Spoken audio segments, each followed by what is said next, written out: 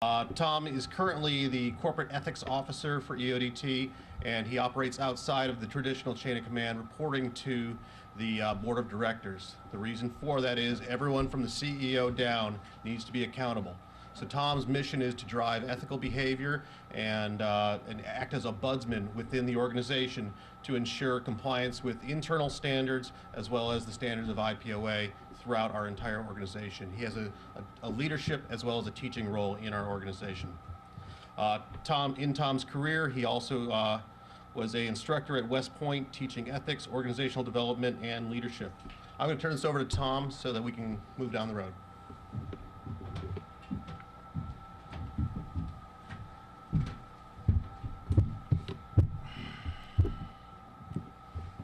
I was living large in Ankara, Turkey, when the Israeli attaché blew himself up turning on a car, his car, family inside, at a vegetable stall about a mile from my apartment. And I said, you know, if they were good enough to do that, I got to do two things. One, stop hanging around in expat bars, and two, get my act together. But more about that in a minute. Let me return to the main topic here today, the theme of the panel, and try to make the case that private security contractors, either private or public, for-profit security contractors, are a force multiplier with unique characteristics that we should all understand so that we can communicate better, cooperate better, and through that obvious chain of events, improve the outcome of the enterprise. Then I hope to illustrate that assertion with a couple of case studies, I'll call them, really war stories that are true, but in this case, I think relevant as well as true. First of all, I think we're very nimble. Now, John might say NGOs are nimble as well, and we could talk about that at the bar, but we get out and get going very quickly, relative to the US government, certainly, and perhaps even to the NGOs. Why? All we need is a valid contract. We need a valid contract, and if you're a member of IPOA and observing the code of conduct, a valid customer. If you have those two things, you can go. We don't need multi-level approvals. We don't need interagency concurrences. I remember my dreaded time at the Pentagon. We can just go. If we can do this contract, we can go. We're nimble because we have experts, either on staff or on standby in lots of places. In fact, as I look around this room, I will bet you, look in some of the companies that I know, that we've probably got people, or a team of people, who've been to about just been to about every place you could imagine that you'd ever want to go. And I bet also they've done just about everything that we ought to be allowed to do. So we've got experts.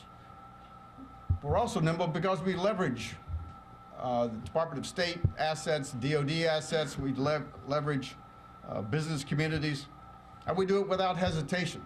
There are no internal politics for us, or I should say intra-government politics for us when we move into an area.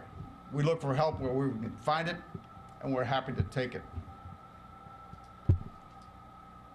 We're also focused solely on the statement of work. We have a single, or almost, let me just say it that way, a single focus on the statement of work. Of course, in life and death situations, we'll do things outside the four corners of a contract, but it's rare. Fallujah, when Blackwater was hit. I know my company and others rushed in there. TC, Triple Canopy, when that bridge collapsed, they went outside the contract to get some people out of harm's way, but that's rare. We stay within the focus of the statement of work because to deviate from that, we deviate at our own risk. We get people killed doing something not under contract, we may not be able to provide DBA or Defense Base Act insurance. We're unique, I think, in that the consequences for failure of a commercial company like ours are typically catastrophic. You know, the Force Marine or the Force Recon unit, the Marine Corps, new to Afghanistan, they got the big shootout. I believe, of course, there were consequences, but the unit was moved to another AO, I think out of the country. Of course, people got bad reports, but they're still in business. There are companies out there that you and I both know back in 03, 04 that are not in business now. Custer Battles is one that comes to mind. I couldn't find them on the web. Maybe they're somewhere with a different name doing something, but they're not Custer Battles.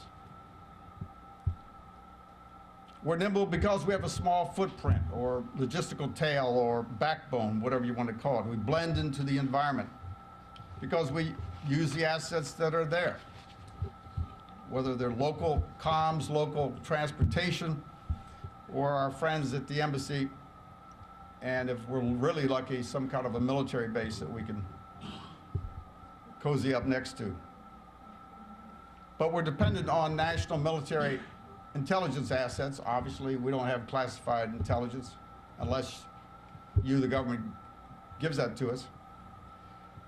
However, we are quick about establishing ground truth. We can get people on the ground quickly, as I said.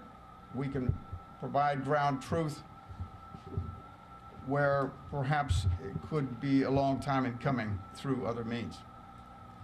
For my 40 years in military civilian life, doing this type of thing, I would argue that commercial companies tend to mitigate risk and execute the contract more than the government or even the NGOs. We could argue about that later at the bar, but if we think we can do the job and we can mitigate the risk, we can find, if we have time, somebody who can do the work and who will do the work.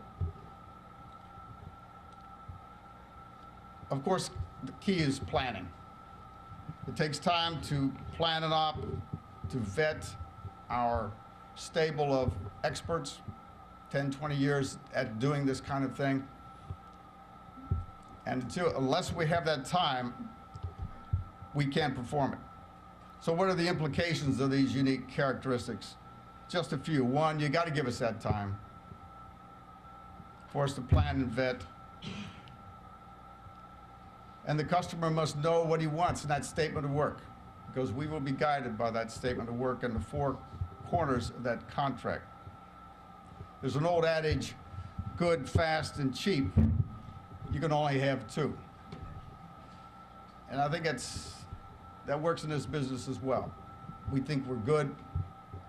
I think we're fast, but we won't be cheap, at least not by the measures that we're being measured by today, which is current now year funds. If you look at the life cycle cost of a soldier, that might be a different answer. Next, I want to shift focus just a bit to the companies in our industry, myself, my company included.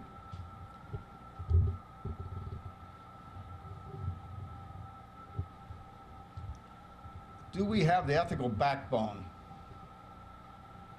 to look and find the right guy or team to go? And do we have the backbone to say no to a contract when we can't find that right team? Do we have the spine to say the planning is not complete? I don't have enough time. Give me more time, even though that might mean you're going to lose the business to a faster, more nimble company.